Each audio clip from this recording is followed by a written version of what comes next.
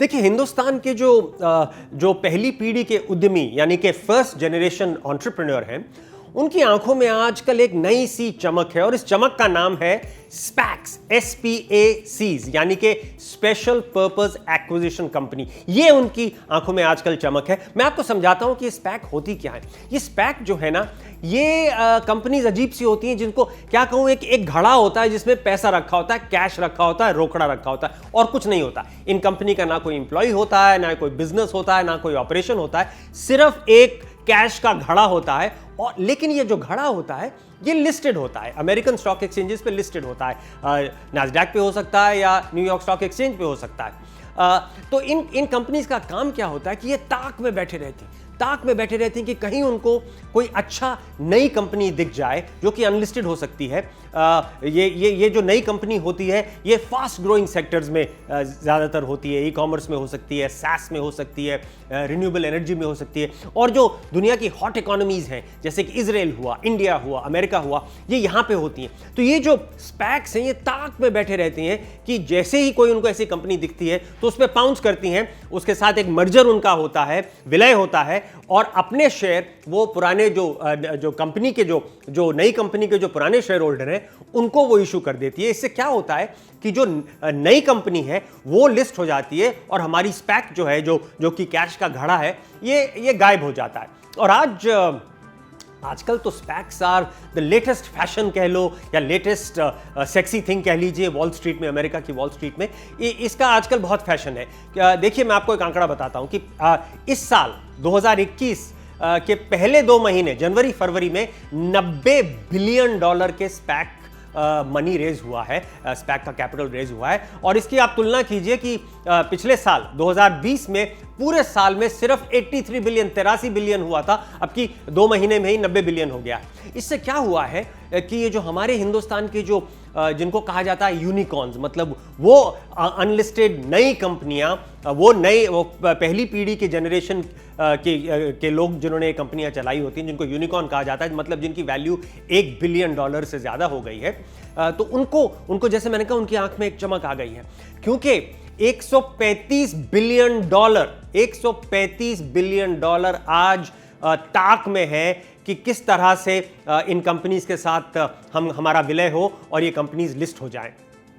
तो लगता तो बहुत अच्छा है, बहुत एक्साइटमेंट है, लेकिन मैं आपको एक चीज़ और बताना चाहता हूं कि हमारी जो रेगुलेशंस है, हमारे जो लॉज हैं, हमारे जो रूल्स हैं, वो ऐसे हैं कि मुझको डर है कि ये जो एक्साइटमेंट है, ये जो चमक है, ये एकदम ख़त्म ना हो जाए, क्योंकि जो हमारे रूल्स हैं वो कई बार इन चीज़ों की इजाज़त देते नहीं है। देखिए, सबसे बड़ी प्रॉब्लम ये है कि हमारे जो रूल्स हैं वो बहुत पुराने रहते हैं, आउटडेटेड रहते हैं, लेकिन जो दुनिया है, जो फाइनेंस की दुनिया है, वो बहुत जल्दी से इवॉल्व कर रही है। बड़े नए स्ट्रक्चर आ रहे हैं, नई इनोवेशन हो रही है, नई तरह की चीज़ें हो रही हैं, लेकिन जो हमारे रूल्स और लॉज हैं वो सालों साल तक बदलते नहीं है, जिससे कि वो आउटडेटेड हो जाते हैं। और इसके ऊपर मैं ये भी कहूँगा कि हमारे जो रेगुलेटर हैं, रेगुलेटर क्या बोलूँ, पुलिस इंस्पेक्टर समझ लीजिए उनको, उसी की तरह उनका रवैया और उनका माइंडसेट पुलिस इंस्पेक्टर की तरह होता है।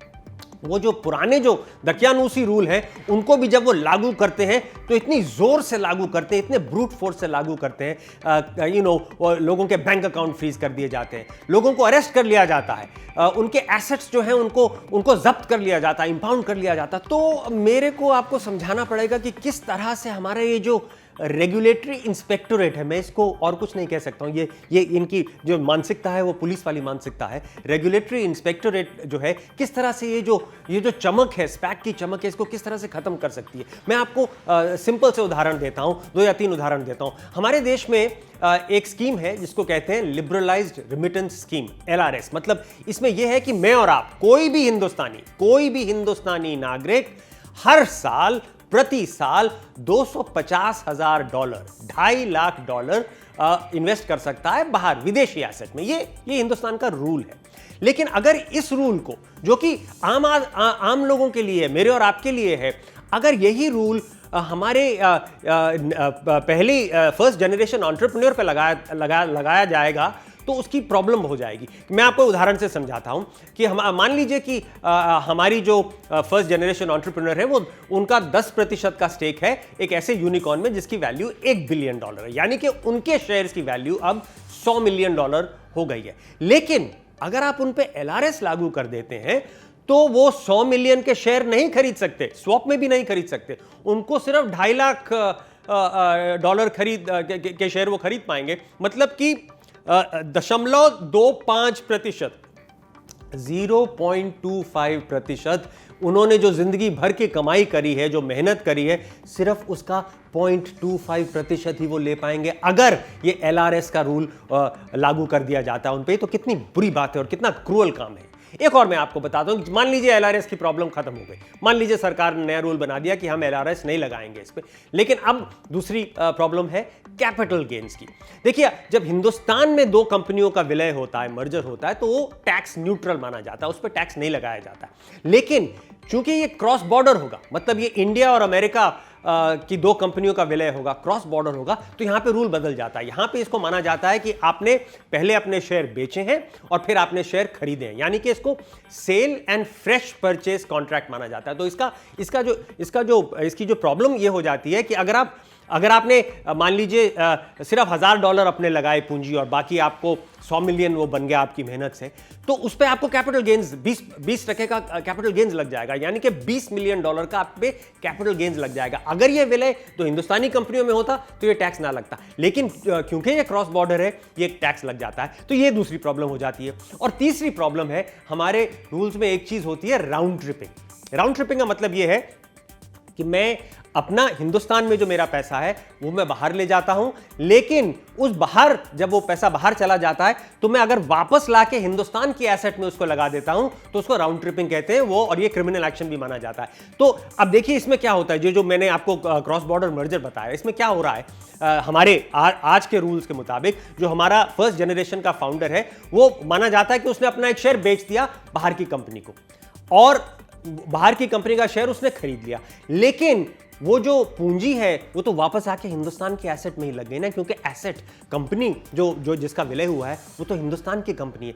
तो मतलब अगर मैं बहुत ही टेक्निकली राउंड ट्रिपिंग को अप्लाई करूंगा तो ये राउंड ट्रिपिंग माना जाएगा, क्योंकि मैंने अपना पहले शेयर बेचा, फिर मैंने शेयर खरीदा बाहर का और वो पैसा वापस हिंदुस्तान में आके लग गया। ये क्रिमिनल माना जाता है, इसमें जेल भी जा सकता है इंसान। तो ये हमारी ये जो रूल्स हैं, इससे मुझे लगता है कि ये जो स्पैक की चमक है ये शायद खराब हो सकती है, शायद पूरी तरह से उसका फायदा इन लोगों को हो ना पाए। मैं क्यों इतना पेसिमिस्टिक हूं?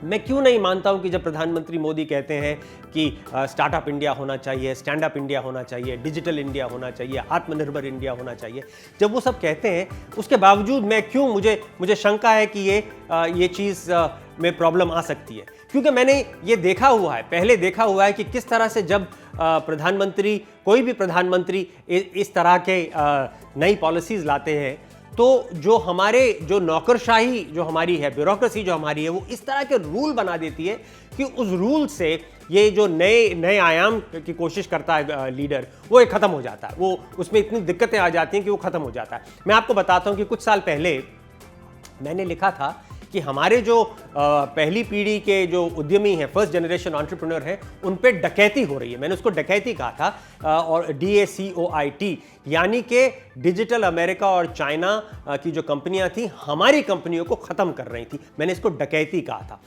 और मेरा क्रिटिसिज्म इतना ज़्यादा था कि कई पॉलिसी मेकर्स, कई IAS ऑफिसर्स ने मुझे फ़ोन करा और कहा कि देखिए जो आप लिख रहे हैं हम इसको समझ रहे हैं, हम आपको प्रॉमिस करते हैं कि पॉलिसीज चेंज होंगी।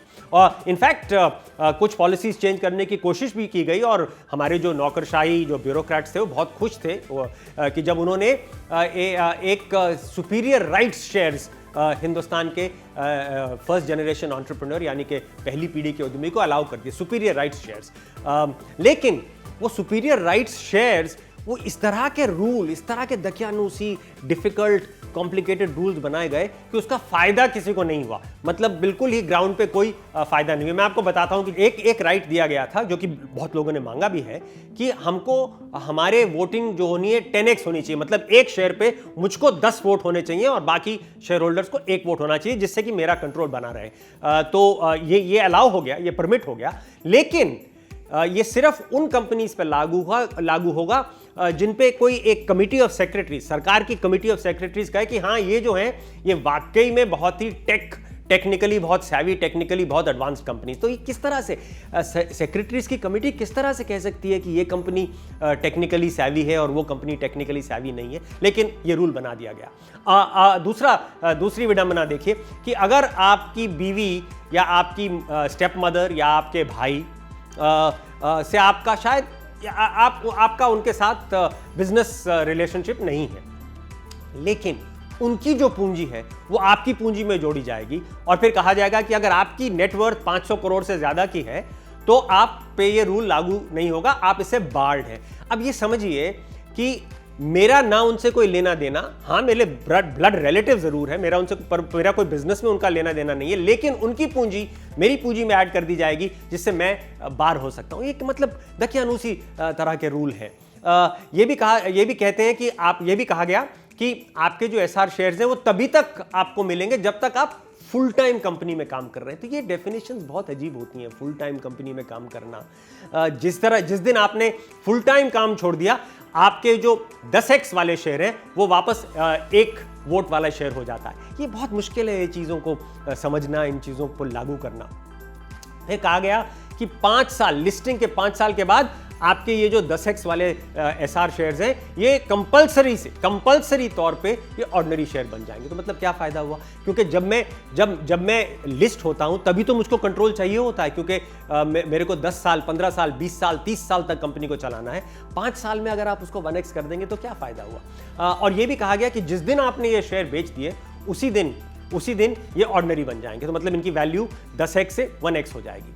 और फाइनली ये तो बहुत ही क्रूअल बात थी कि अगर आपकी मृत्यु हो जाती है, दुर्भाग्यवश आपकी मृत्यु हो जाती है, तो आपकी फैमिली जो है ये 10x वाले शेयर इनहेरिट नहीं कर सकती है। ये राइट आपके साथ ही खत्म हो जाते हैं। आपकी फैमिली उनको जो शेयर्स मिलेंगे वो 1x होंगे। मतलब मैंने जो आदमी मेहनत करके 10x की वैल्यू जिसकी जो बनाता है, अगर दुर्भाग्यवश उसकी मृत्यु हो जाती है तो उसकी फैमिली को सिर्फ 1x की वैल्यू मिलेगी। तो इस तरह के रूल बनाए गए। ये बहुत ही मुश्किल रूल थे। इनकी वजह से ये जो सुपीरियर राइट्स का जो इंस्ट्रूमेंट है ये कभी टेक ऑफ ही नहीं हुआ। इसका कोई जमीन पर खास इंपैक्ट हुआ नहीं। तो मेरा मानना है कि जिस तरह से हमारी दकियानूसी नौकरशाही ने सुपीरियर राइट्स की जो परमिशन दी गई थी उसको खत्म कर दिया ऐसे रूल बना के, मेरी गुजारिश है, मैं हाथ जोड़ के गुजारिश करता हूं कि ये जो स्पैक की ये जो नई चमक अभी दिखाई दे रही है, इसको प्लीज मत खत्म करना इस तरह के दकियानूसी रूल बनाकर। Now you just heard me say